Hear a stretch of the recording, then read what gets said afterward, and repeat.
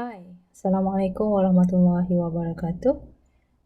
In this video, we will be talking about finding the midpoint of a line and also how to find a point that divides the line into a specific ratio. So, first of all, let's say that P is our point at x1, y1 and Q is another point at x2, y2. And if M is the point on a line segment here, so M is the point that divides the line into two equal parts. So the interest is to find what is X and what is Y. So to find X and Y, you can use this formula given here.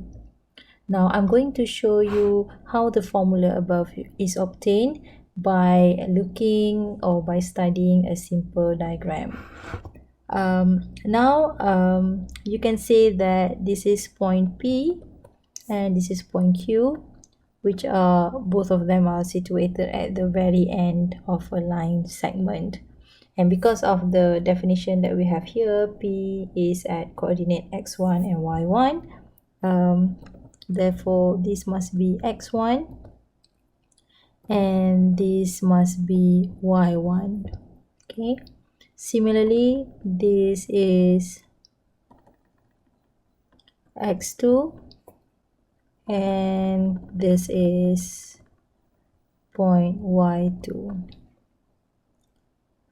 So M is the midpoint that divides the line into two equal parts. So M could be somewhere around there, and we don't know what X is, we don't know what Y is, but we can just represent it as it is. We can just write down, so this must be point X, which we don't know, and this is point Y, which is unknown. Now next, what I'm going to do is I'm going to insert a right angle triangle. So this is the right angle triangle for PM, okay, related to this distance P and M, and I'm going to call this side here as A for PM, and I'm going to call this side here as B for PM. Okay, and I can also construct another right angle triangle at the top here that corresponds to distance MQ. So this is the distance MQ, and I can construct a right angle triangle, but I'm going to call this as AMQ and this BMQ. Now, because of this statement here, M is a point that divides the line into two equal parts, and that actually leads to the following mathematical statement, where we can have the distance of PM must be equal to the distance of MQ.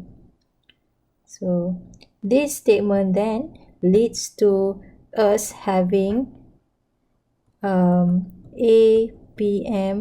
must be equal to AMQ. Okay, so because of this statement, we can say that the length of APM here must be equal to the length of AMQ, because the distance of PM and MQ is the same. So now, what is APM? So what is the length of this side? So clearly, this is the length that you're looking for, and I'm sure you can see that in order to get this length, I can just have x minus x1. So x minus x1 is equal to, what is the length of AMQ? So AMQ, this is the length that you're looking for, and this must be x2 minus x. Okay, this is the length. So this is x2 minus x. Now remember that x is unknown and you are looking to find x. So x has to be a subject here. So x will be on the left side of this equation. So now I'm going to have x on the left side. X plus x is equal to x2 plus x1 and 2x.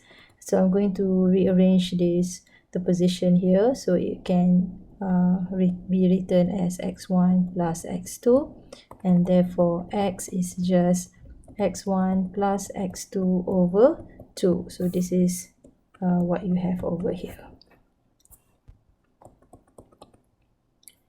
Next, following the same idea, I can say that the length of BPM here must be equal to the length of BMQ. So now I'm going to write down the statement. The length for B for PM must equal to the length of B in MQ. So what is the length here? The length can be obtained by having y minus y1. So this is the length that you're looking for. So it must be y minus y1. So y minus y1. And for MQ, so BMQ, the length here would be y2 minus y. Okay, so y2 minus y. And remember that you are looking to find the value of y. So y is the subject. And let's put y on the left side of the equation. So we have y plus y, y2 plus y1. 2y, so I'm going to rearrange this item here, so it will be y1 plus y2.